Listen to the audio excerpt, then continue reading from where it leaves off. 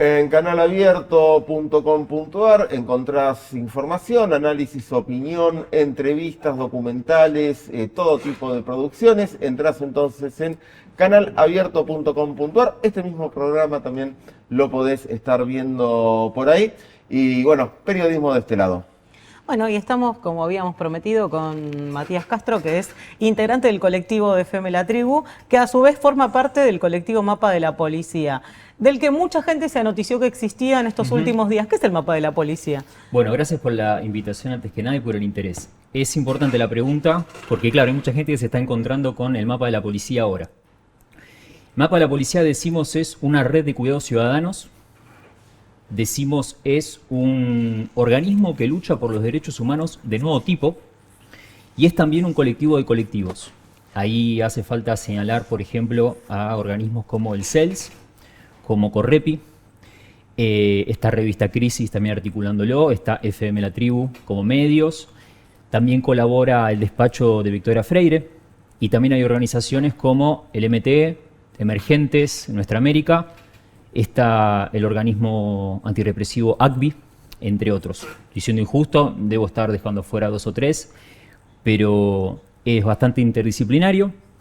Y como decías bien, hace un laburo hace ya más de un año, especialmente de registro, reconstrucción e información. Es decir, es una organización de la sociedad civil que lo que quiere es hacer observación sobre las fuerzas de seguridad y prepara materiales para que en la discusión pública circulen con la mayor rigurosidad posible y podamos incorporar elementos lo más objetivos posibles, como por ejemplo permitir contrarrestar toda una narrativa que se construye antes, durante y después de movilizaciones como las que ocurrieron el miércoles pasado en el Congreso. Bueno, en este caso fue sumamente visible, ¿no? Claro. Porque justamente hubo inmediatamente una narrativa por parte de la ministra de Seguridad que mencionábamos en el bloque anterior, que señalaba a los manifestantes como Barras, etcétera, incluso sí, a Pablo Grillo, el trabajador herido, como un militante sí, que además que estaba detenido y no estaba hospitalizado,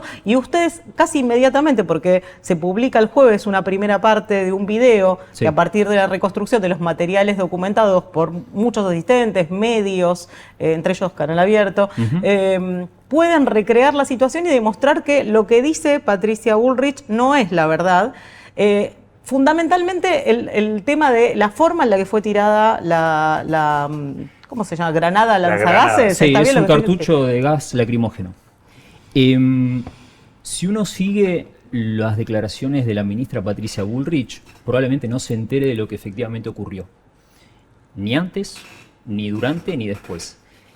Hay algo importante ahí, hablando de la narrativa, y ahora vamos a la reconstrucción del hecho.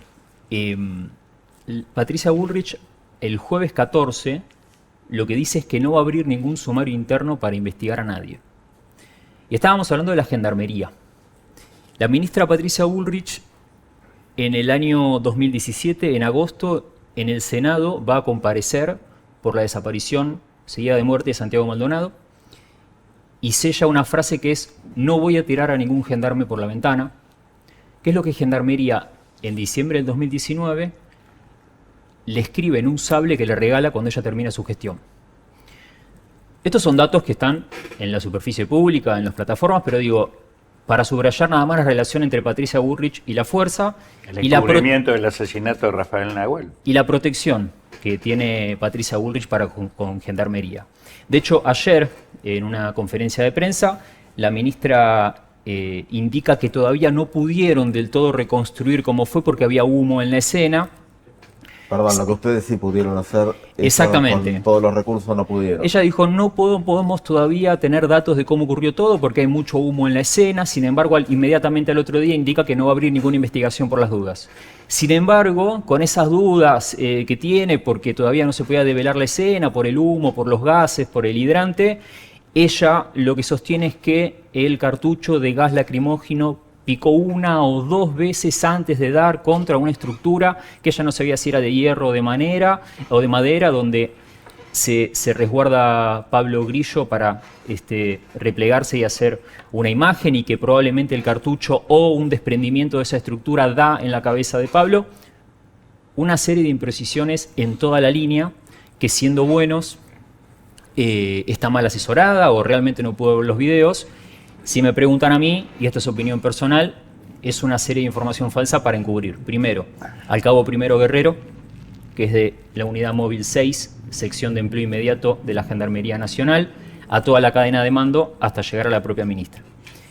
Perdón, nombre que ustedes también con el que pudieron dar gracias a la reconstrucción, a los materiales, Sí. donde se lo ve al Exacto. tirador de cerca y se puede ver el nombre en su Es medio uniforme. absurdo el planteo de que con el humo no pueden reconstruir, o sea, como que no tenían imágenes claras, y esta cosa que trasciende ahora de que no va a haber drones y van a estar prohibidos, o sea, no quieren que haya imágenes claras, Sí, ¿no? sí. O sea, la idea de encubrimiento está presente. ¿Sabemos qué es la sección de empleos inmediatos de la Gendarmería? No, hay un montón de datos que todavía estamos ¿Qué rastreando. quiere decir eso?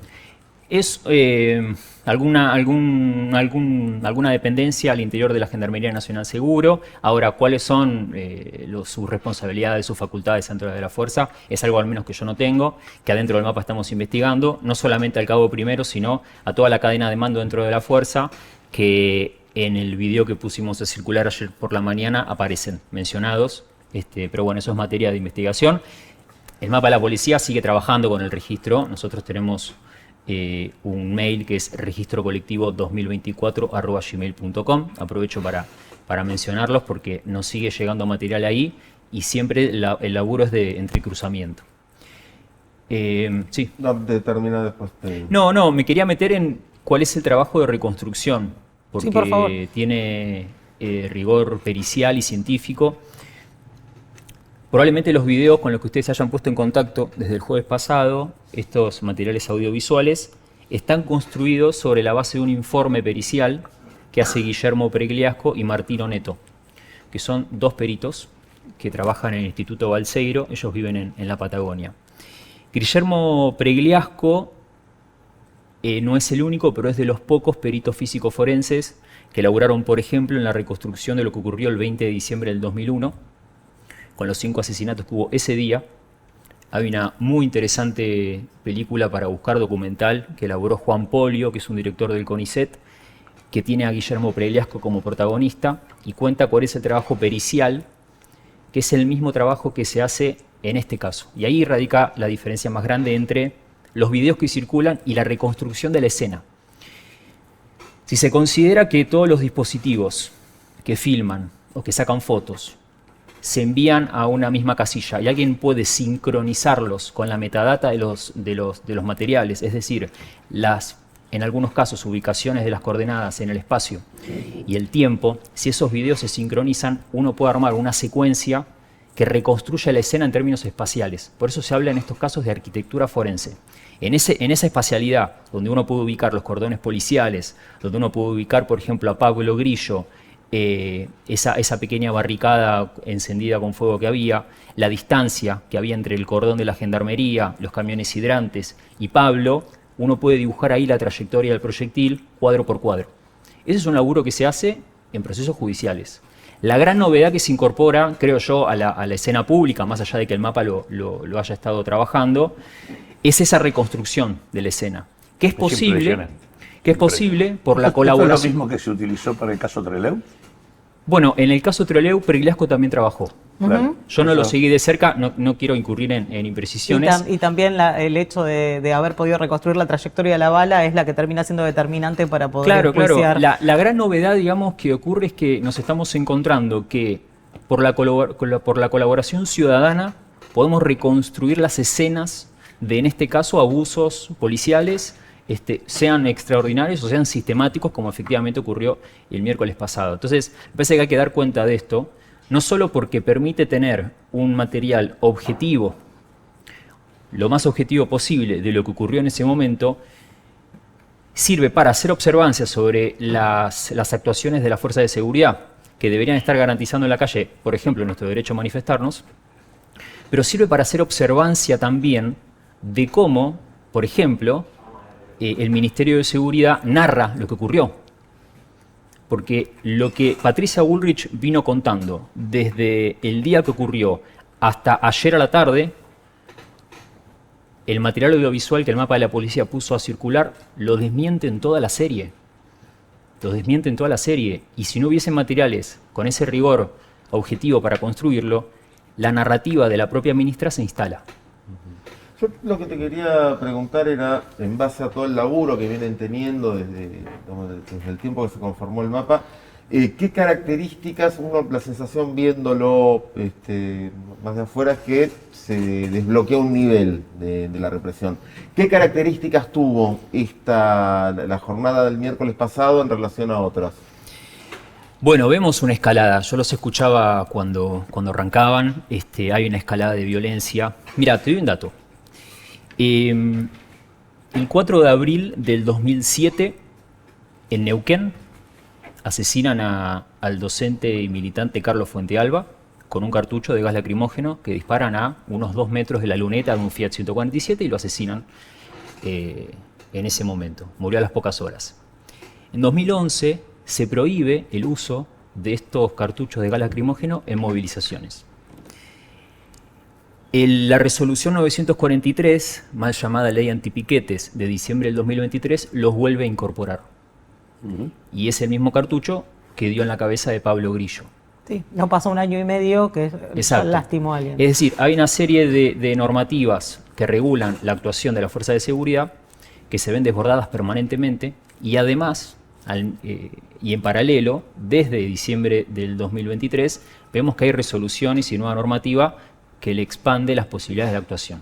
Más allá de las irregularidades que también ocurren, como marcaba recién Hugo, la de dejar un patrullero abierto, la de tirar un arma en la calle, la de que haya una tanqueta hidrante anunciando vengan zurdos, ¿no? Hay como una escalada para mí muy preocupante, que es un llamado a salir con muchísimo cuidado a la calle, pero no abandonarla, porque evidentemente es un terreno de disputa que a las autoridades les interesa ganar, tanto, creo yo, como el terreno simbólico de las redes sociales y la construcción de discurso y la disputa de sentido ahí.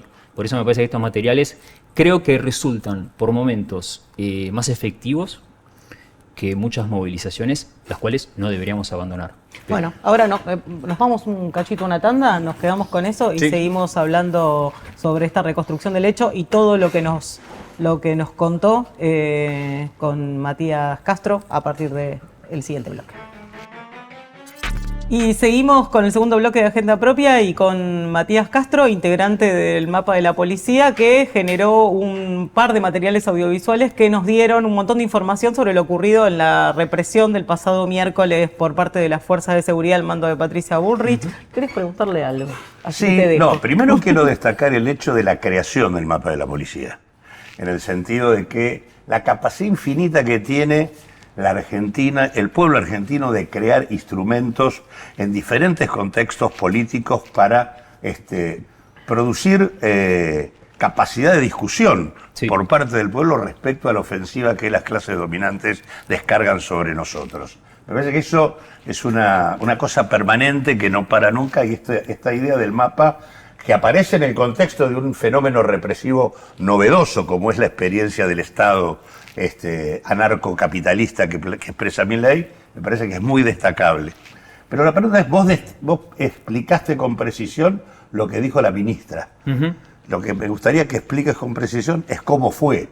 Bien. Lo que por lo menos en principio uno mira a partir de lo que ustedes produjeron, que es un verdadero fusilamiento de Pablo Grillo. Nosotros y nosotras recreamos la escena como les contaba antes. En la posición sobre la calle Irigoyen, cerquita del Congreso, lo repaso, lo habrán visto en videos mucho, hay un cordón que está conformado por la Policía Federal, un camión hidrante de la Policía Federal, un camión hidrante de la Gendarmería y un pequeño cordón de la Gendarmería. 60 metros hacia adelante por la calle Irigoyen está la primera barricada, que es esta estructura a la que hace referencia la ministra, que finalmente se descubrió que era una estructura de madera que estaba prendida a fuego. Había unos periodistas y militantes ahí, y Pablo se repliega sobre esa barricada para poder hacer una imagen. En ese momento, lo que vemos en imágenes es que sale este cartucho de gas lacrimógeno de manera paralela al piso, es decir, de manera horizontal, y da directamente, primero, atraviesa la estructura de madera y da en la cabeza de Pablo Grillo. Lo que nosotros tenemos entendido, lo que está indicado para el manejo de esas armas es que eso debe ser disparado en 45 grados hacia arriba, de manera que el proyectil dibuje una parábola que haga que en el descenso pierda fuerza, ¿no? Y caiga en una zona donde no haya movilización, porque el objetivo del gas pimienta es dispersar. Del gas lacrimógeno, perdón, es dispersar. El propio cartucho tiene una leyenda, algunos que indican que no debe ser disparada sobre un cuerpo porque puede ser letal.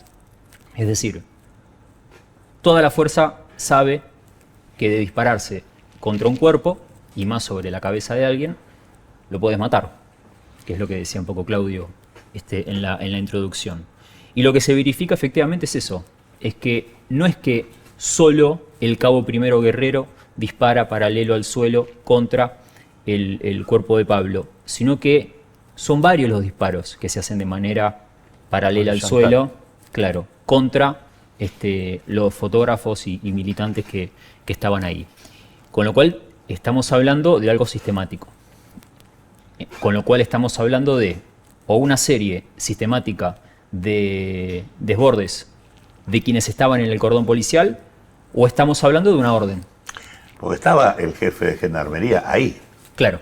mirando Por eso. lo que estaba ocurriendo. Estaba conduciendo el operativo. en el Claro. terreno. Y esas estructuras son muy obedientes. Por la digamos. libre. Exactamente, esas estructuras son muy obedientes, con lo cual una debería poder inferir que ahí hubo o permiso o una orden. Si uno atiende, y con esto cierro, perdón la extensión, que al otro día la ministra Bullrich indica que no va a abrir ningún sumario para investigar lo que ocurrió, uno al menos infiere de ahí que hay protección para que hagan. Y estimo que, por eso, que liberan la accionar. Y hasta hacen recuento, hacen número de las detenciones. Sí. Fue la movilización con mayor número de detenciones en muchos años Sí. en la Argentina. Y de Detuvieron heridos. hasta... Y de heridos. Y de heridos. Y Más de 600 heridos. detuvieron a pibes de 12 y 14 años.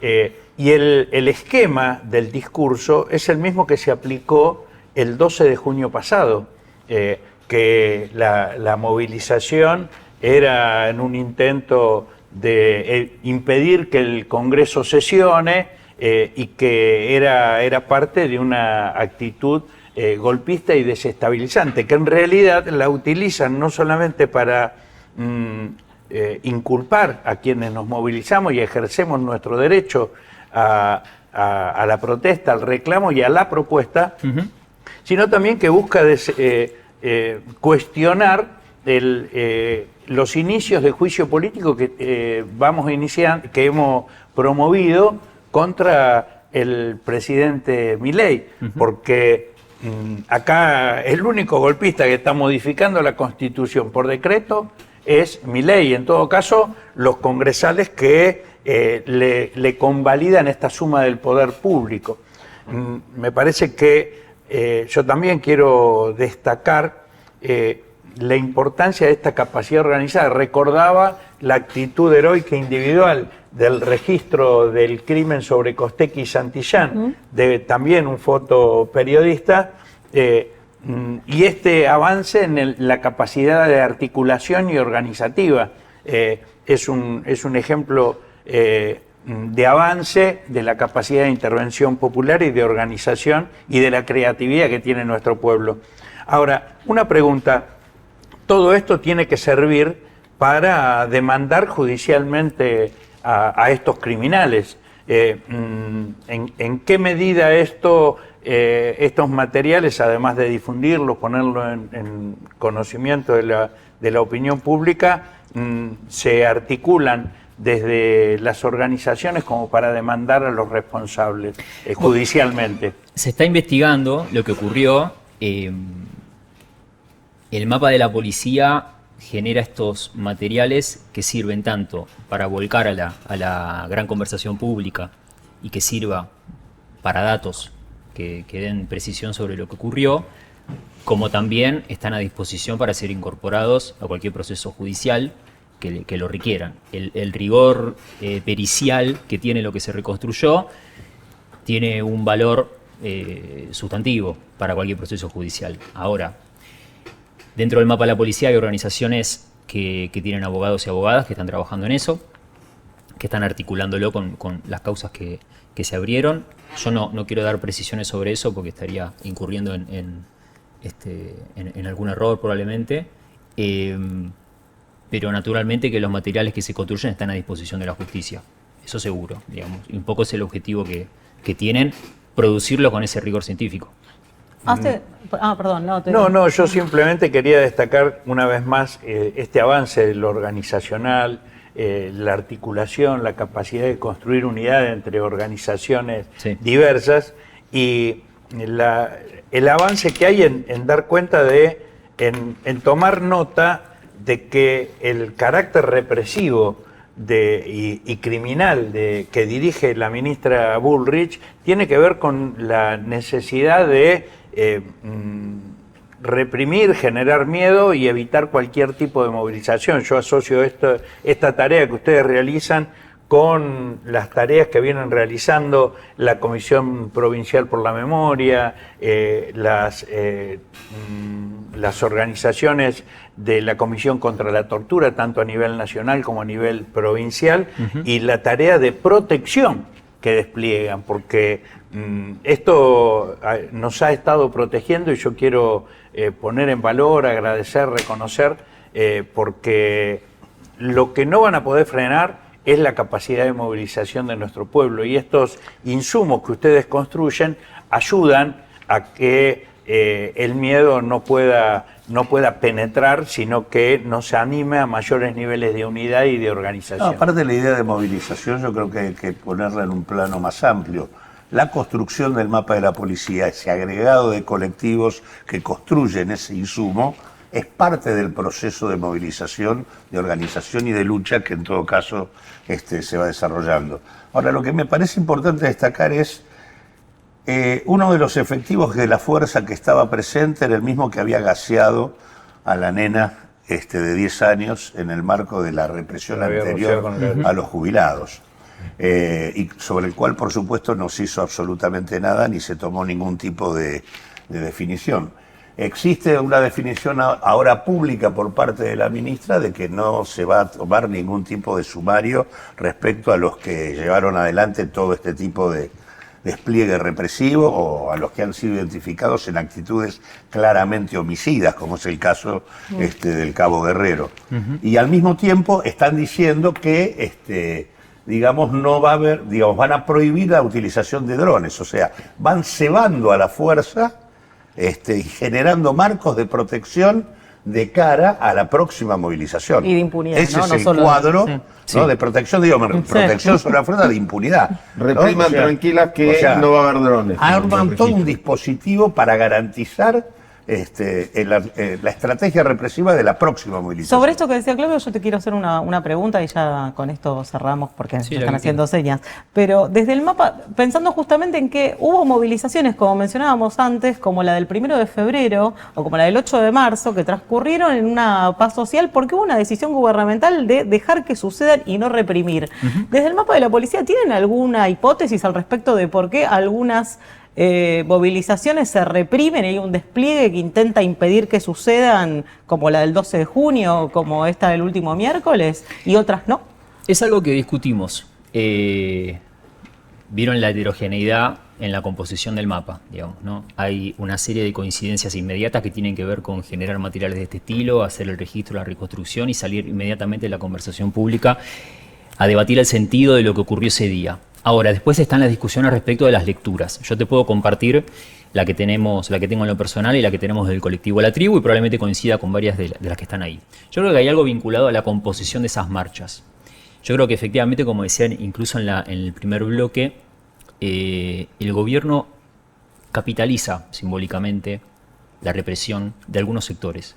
Para eso tiene que nombrarlos de algún modo. Para eso ese sector a los que ellos y ellas le hablan, tienen que saber que están reprimiendo a militantes que son de izquierda o kirchneristas, tienen que saber que están reprimiendo a barra bravas, es decir, tiene que haber un sujeto que viene siendo construido como una amenaza para... Demonizado, ¿no? Claro, como una amenaza para la gente de bien, y abro comillas en los términos en los que lo utiliza el presidente, para justificar desbordes de este estilo. Desbordes represivos. Desbordes represivos, exactamente. O incluso represiones dentro de los marcos nuevos normativos y vía resoluciones que se dio este gobierno en este nuevo escenario represivo. Sí, yo creo que hay una decisión de, por ejemplo, cuando fue la movilización de las universidades, que si querés eran sectores medios, ahí se permitió que eso ocurra. Cuando fue la última movilización que llevaba la consigna del antirracismo y el antifascismo, yo estuve pasando por ahí y también era extraña la posibilidad que teníamos de caminar libremente por la ciudad. Siempre que actúan las fuerzas de seguridad, siempre termina mal. Hay movilizaciones, por ejemplo, la antifascista, en donde no se pateó un tacho. Cuando está la policía, cuando están las fuerzas de seguridad, siempre termina con detenciones, siempre termina con heridos, y en el caso del miércoles pasado, con un compañero fotógrafo muy grave que todavía sigue porque están los policías uniformados, los policías y fuerzas de seguridad, pero también la cantidad de infiltrados, la cantidad de agentes de inteligencia policiales enmascarados y provocando situaciones fue muy, muy evidente y muy comprobable en multiplicidad Pero de imágenes. Hay un dato nuevo, me parece, digo. Esta vez hubo una estrategia para que la manifestación o la movilización no existiera. Es decir, no se logró configurar la masividad. Cuando no hay protocolo ni represión es porque la masividad avanza y consecuentemente invade las calles. Ahora, acá la represión comenzó antes, no es que hubo una manifestación que fue reprimida. Había que impedir que se vea. Se impidió que se configurara la masividad. Me parece que es una estrategia en ese sentido nueva. ¿Puedo usar 30 segundos de su valioso tiempo? Va a haber una movilización el día de mañana miércoles y probablemente quienes nos están viendo y quienes están en contacto con el material que pusimos a circular se preguntan cómo pueden colaborar. Si yo voy con mi celular y quiero filmar, ¿cómo hago? ¿Cuál es la manera? Bueno, es importante que tengan presente, en principio, si van a enviar a registrocolectivo2024@gmail.com, que sean materiales que no sean reenviados. Como les decía antes, es importante que nos reenvíen el original por la metadata que ese material tiene. Después, es importante, como ocurrió, por ejemplo, con el video que hizo Emanuel Coria, compañero de la tribu, que no solo enmarcó en el video a Pablo Grillo, sino que también a las fuerzas de seguridad que estaban del otro lado y se vio en ese video la reconstrucción. Es decir, es importante, por ejemplo, la trazabilidad de la granada. Claro, es importante, por ejemplo, hacer una imagen de las identificaciones de los oficiales, pero también es importante el contexto como para poder reconstruir completa la escena y ver la posición en la que están las ubicaciones. Y en este sentido, último, si está generando interés el trabajo de reconstrucción pericial o de arquitectura forense, yo les sugiero que entren al Spotify que tiene el mapa de la policía, donde van a encontrar un podcast de unos 30 minutos donde hacemos una entrevista con Guillermo Pregliasco, contando el método Pregliasco que utilizó para diciembre del 2001.